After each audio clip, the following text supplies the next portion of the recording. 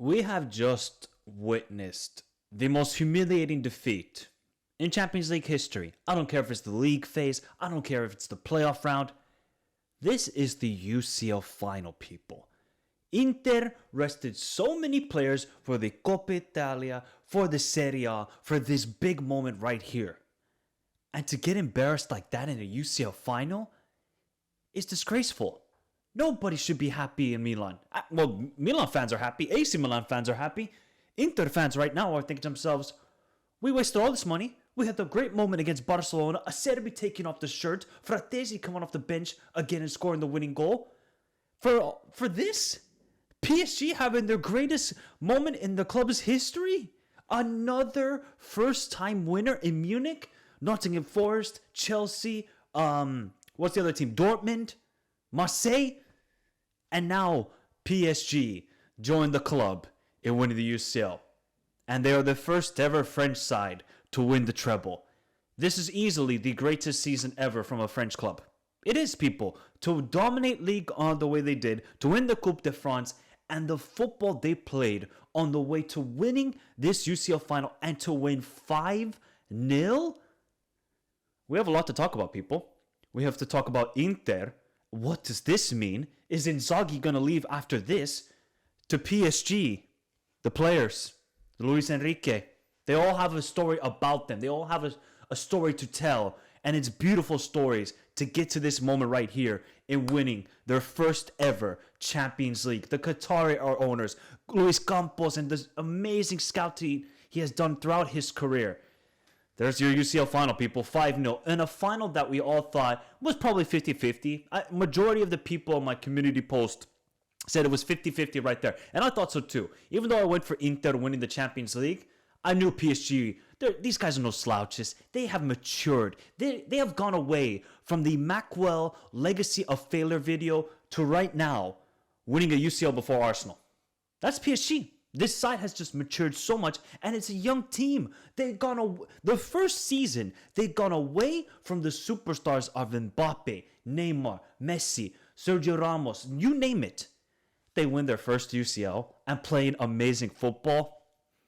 Football's a funny sport, people. Life can be funny sometimes. But this game was not even a contest. This is reminiscent of Conor McGregor against Khabib. Khabib absolutely dominated that fight and thoroughly knocked the shit out of Conor. And hey, Conor, all that talking he did, he was quiet after it, and then Khabib jumped over the ring. This is the same thing. Inter, you rest all of these players. You rest everybody to get to this moment right here. To finally revenge for 2023. You had experience, you were a mature side, you had the will and the desire to win this game. You had everything going in your favor.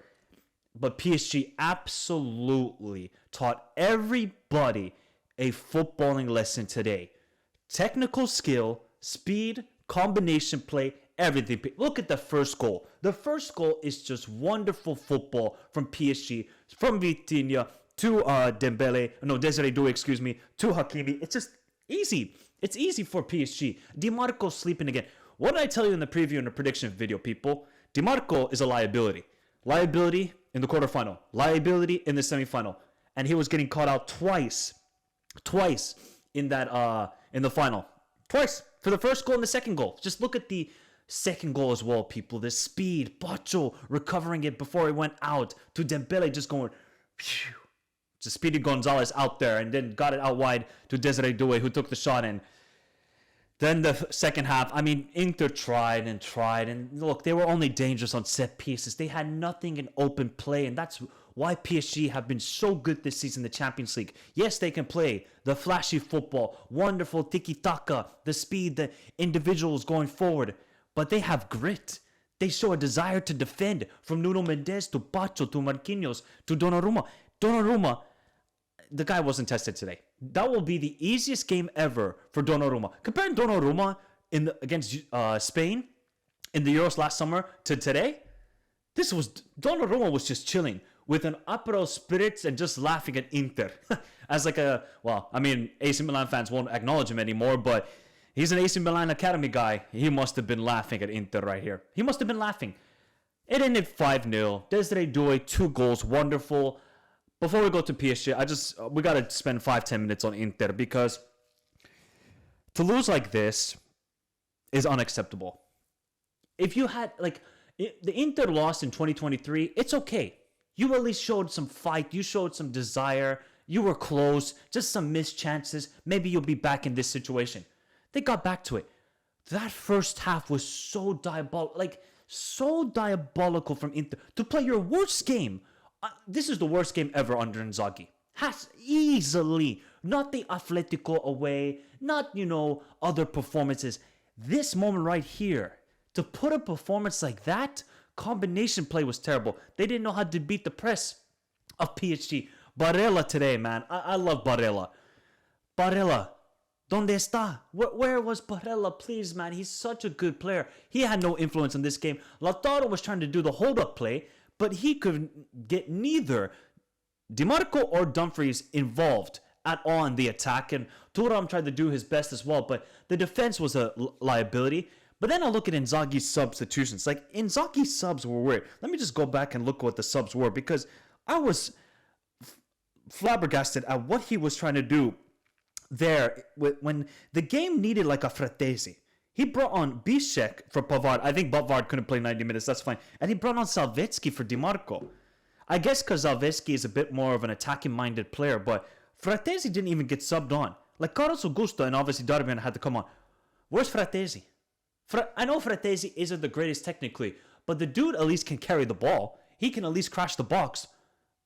I think Inzaghi's subs were terrible. And Inter, this is their darkest day. This is the most humiliating defeat possible. I know they bottled the league when Serie A, in 2001 when they lost to Lazio on the final match day. Okay, that's fine.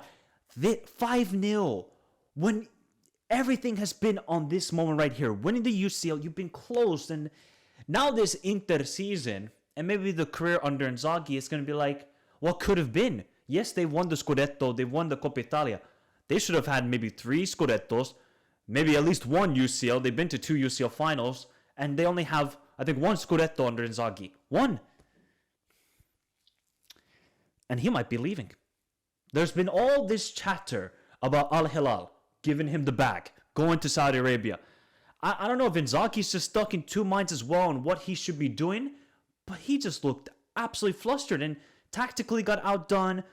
In-game management got outdone, and that sucks because Inzaghi is a world-class manager. There's no doubt about it. The coaching he has done at Inter has been phenomenal, but it's a shameful performance from him and his players. And Inter, what do they do now? No trophies. You finished second. You lost in the semifinals to AC Milan. You could even beat AC Milan, who finished 8th this season. You had all these wonderful moments beating Bayern Munich. You beat Barcelona in the most epic semifinal ever. To put up a performance like that, it's just gonna feel so bad for the Inter fans. Feels so bad for people who have, backed you all season or backed you at least in this final. And now Barca fans are gonna be in the comments oh, Michael, look, see, we should have been in the final. We would have given a better game. You should have been Inter in the semifinal. Okay? Next season, you might win it. Just calma. Your time will come, Barca fans. But I don't know how you would feel if you're an Inter fan right now. I would go into hiding, first off. I think going to the mountains of the Andes or going into the Amazonian jungle or something and just hide for 2 months until the new season begins, even though they're going to play in the Club World Cup. But Inter is just such a shameful performance. You could just see, in the first 10 minutes before the goal even happened, they were not engaged. They looked physically done. Mentally, they kind of gave up on the game already. It's just sad because they are a better team, but definitely not today. And suffering the most humiliating defeat in Champions League final history. People will remember this final and laughing at Inter more than giving the praise to PSG. And Inter are going to face a difficult summer because if Inzaghi leaves, which could be a possibility, I mean, Al Hilal got the money and they can pay Inter a compensation fee or something. Who do Inter hire? Who do you hire? Gasperini is gone. A lot of decent managers are gone in the Serie A. Are they going to have to go outside of the Serie A to hire a manager? But we'll have to wait until if the news is confirmed. But wow, I mean, Acerbi terrible, Bastoni not any better, Çalhanoğlu no influence. Mkhitaryan, no influence. Dumfries, I think Dumfries was okay. Lautaro was trying to hold up play, but he had nothing going forward. He couldn't link up the play. Like I said, Barella was terrible. I thought Barella was just shockingly bad. It's such a shameful performance from him, and overall, it's just such a shameful performance from Inter. You cannot perform like this in a Champions League final. And now they're going to go down with no fight, and they're looking like Connor when he's just staring in the abyss and thinking to himself, man, I might retire. And I feel like some Inter fans are probably going to retire from football after this game. PSG, though, salud. Salud. Because that is the greatest UCL final performance we'll ever see. I know Barcelona 2011 was magical, but this right here, what PSG produced on the field throughout the season. And we have to remember, people, we have to go back to September, October, November. Like, this side were struggling in the Champions League. Yes, they were creating chances, but they couldn't convert the chances. They were dropping points, and they were outside the top 24 in the UCL. Outside the top 24. So then they gained the momentum. They beat Man City, and you could just see this team, they're on it. They are full. They're in 7th gear right now, and they're ready to take Europe by storm. And the football they played, the opponents they beat, Liverpool, Aston Villa, Arsenal, and destroying Inter today. And I mean, just what a wonderful story for Luis Enrique, because let's be honest here. When he was manager of Spain, when he was just doing possession like it's just the greatest drug in the world, side to side, and not wanting to take any risks in the game, to right now, you see a team with so much individual flair about them. You're looking at Desiree doing just whatever he wants on the ball. Dembele, beautiful flick onto Vitinha for, I think it was the 4th goal for PSG. I mean, just PSG side just oozes confidence. They just ooze so much class, and it's such a joy to watch them. And, you know, if you're neutral in this final, if your side isn't even playing, you look at PSG and you're like, that's a footballing side right there. That's football that I would love to pay and watch. So for them to win this UCL, magical. And hopefully teams look at the forwards that PSG have and say, you do what you want if you're a winger. You look at Kvara, you look at Desiree Doué, to Ousmane Dembele, just do what you want. And the performance again by Vitinha, just controlling the midfield. I mean, just such a classy player. John Neves, I mean, he just did his thing. Winning the ball back, controlling possession of the ball. Same thing with Fabio Ruiz. And Bacho. History, man. History for Ecuadorian football. First ever Ecuadorian to win the UCL. I mean, what a story he has been throughout his career. If you haven't watched my video on the channel, people, I talked about his rise to this situation. I mean, losing his mother to cancer. Not even featuring for the youth national teams in Ecuador. You know, not even going to an academy until like he's 15, 16, to right now, like at 23 years old, he's leading PSG's defense to an UCL. I know Marquinhos is the captain, but Pacho, defensively today, again, dealing with the crosses, winning the ball back for that second goal where PSG started the counterattack. I mean, Pacho, for me, I know people want to talk about João Neves to Kvara for the best signing for PSG this season. I think it's Pacho. He is the difference maker. You don't have... Kimpembe in his prime was good. Lucas Hernandez has been a liability. Lucas Beraldo, a liability last season. So getting a guy like Pacho elevates the defense, and they feel more calmer. Donnarumma has confidence in them, and Nuno Mendes, again, just insanely good. It's just insanely good. He didn't even have to go forward today, but defensively, rock solid. And then you have Hakimi scoring the goal, and just the guy is the best right back in the world. Best right back in the world. Going forward, defensively still a very solid player. Happy for Hakimi. Moroccans can celebrate his Champions League. And this PSG side, they create history. Their first ever UCL. First ever treble for them. First ever treble for a Ligue 1 side. It is the greatest season ever for a Ligue 1 team. Greatest ever side for a French club. There's no doubt about it. Marseille did their thing. Lyon had unbelievable years, but no side could capture all 3 trophies.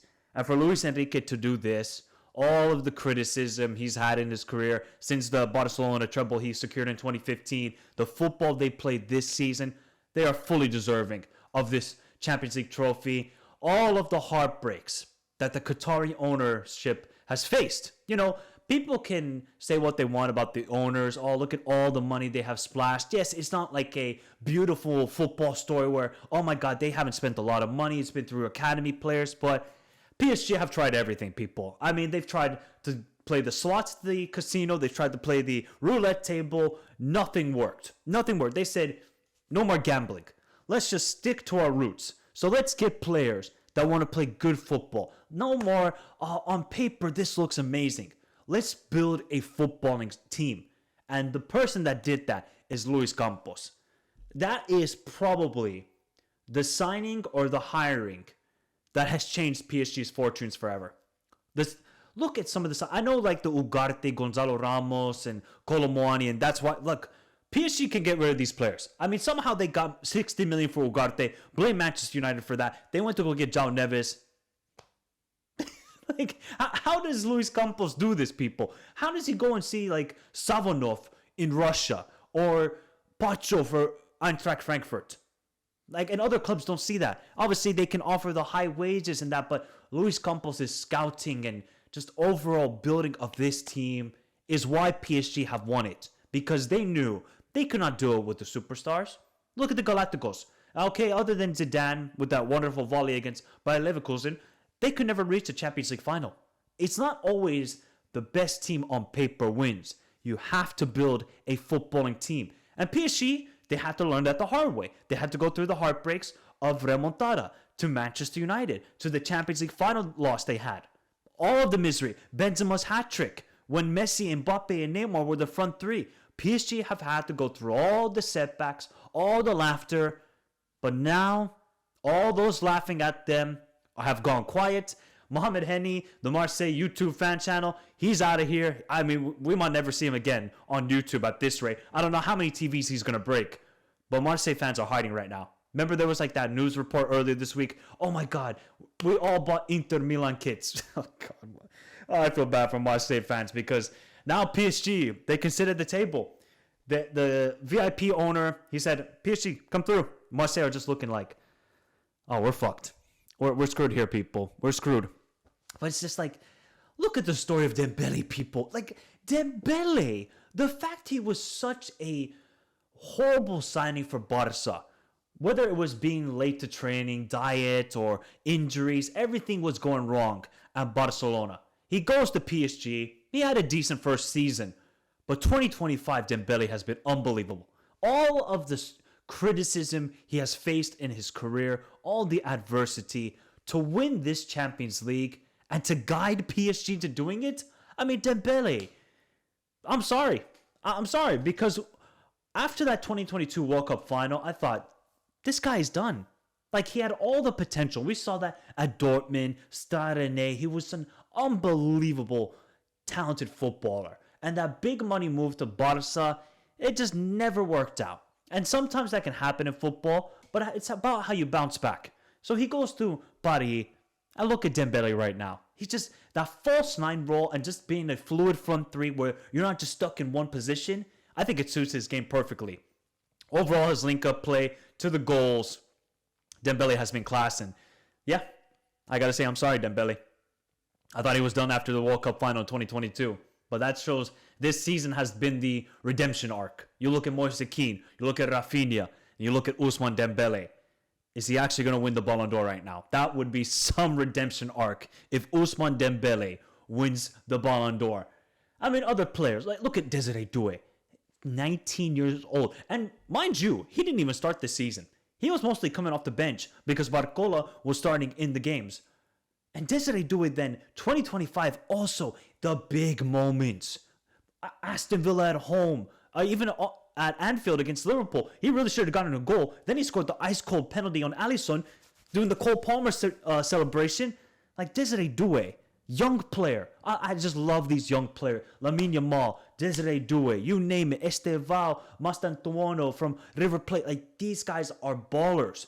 But they're not just ballers. They show up in the biggest moments possible. That's what makes the difference between a good player to an extremely good player. When you show up in those big moments, you have etched yourself more into history. And Desiree Doué is the streets. He's the streets sort of baller. That little flick he had on Bastoni. Disgusting. Disgusting. And he's such... Like, the fact he's only 19 and he's going to get even better and better. What does Didier Deschamps do for World Cup next year, by the way? You got Michael Olise, Desiree Doué, Dembele, Mbappe, and I'm probably forgetting players. I mean, France are just stacked. But that's the story for next year at the World Cup. But Desiree Doué, unbelievable player. João Neves, Vitinha, I mean, Donnarumma as well. All the criticism he's faced for the mental lapses in the Champions League knockout stages, to have performances like this, keeping a clean sheet at Anfield, keeping a clean sheet at the Emirates, clean sheet in the Champions League final. Donnarumma, I pray that Italy will play at the World Cup, because this guy is now...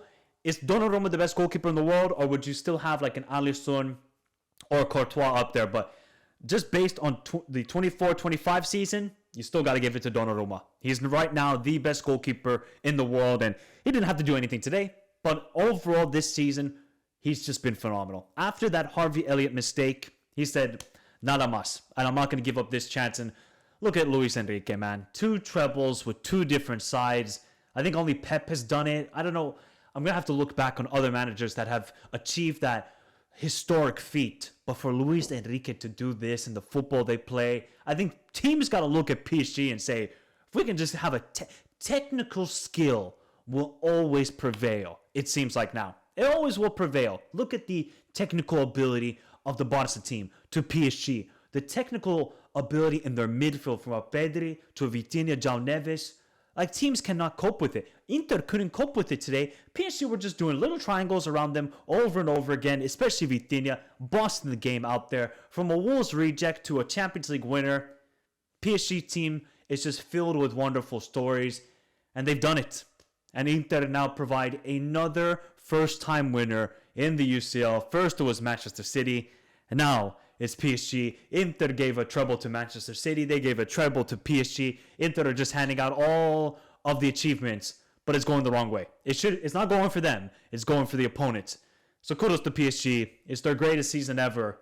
And I might have to do a video on all of the heartbreaks they have suffered to then getting to this moment where they didn't even have to stress today, and they absolutely dominated Inter. There was not even a contest. Oh yeah, one last thing. Kvaratskhelia. Remember people said, oh, one season wonder. Who is this Georgian guy? Ah, okay, he just did it in Serie A. Okay, cool. Aston Villa goal in the Champions League final. Kvaratskhelia, man. This guy, that's the reason why I got the Napoli kit. When I saw this kid play against Spain, it was like 4 or 5 years ago. It was like during COVID. I was like, I can't pronounce this guy's name, but he's a baller. And then I kind of followed his career at Rubin Kazan, then going to back to Georgia in 2022. I mean, he is such a good player. Kvaratskhelia, I mean, just everything about him just screams baller. And somebody that you would just pay big money to watch. For him to get a Champions League final goal, everything, man. He's now won Serie A MVP, won the Scudetto. He's won the Scudetto this season. He's won a treble this season. And he's now become the second ever Georgian to win a Champions League. Kvaratskhelia, kudos to you, man. And wow, PSG, they fully deserve it. And it's been a great season. Their best season ever. They fully deserve it. And Inter, this is a tough one to swallow. This is really going to be one of those moments where you look back, 2025, you're like, I never want to talk about it.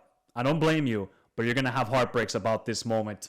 Let me know your thoughts, people. It's been an incredible Champions League season here on the channel. It's been an incredible Champions League season overall. The most grueling, the longest with the league phase, with the playoff, round of 16, quarterfinal. PSG have gone through the gauntlet. They've secured everything. They got away from the mantra of Farmers League. Oh, we're now farming the entire Premier League, and now they are farming the entire of Europe with the Champions League medal around them.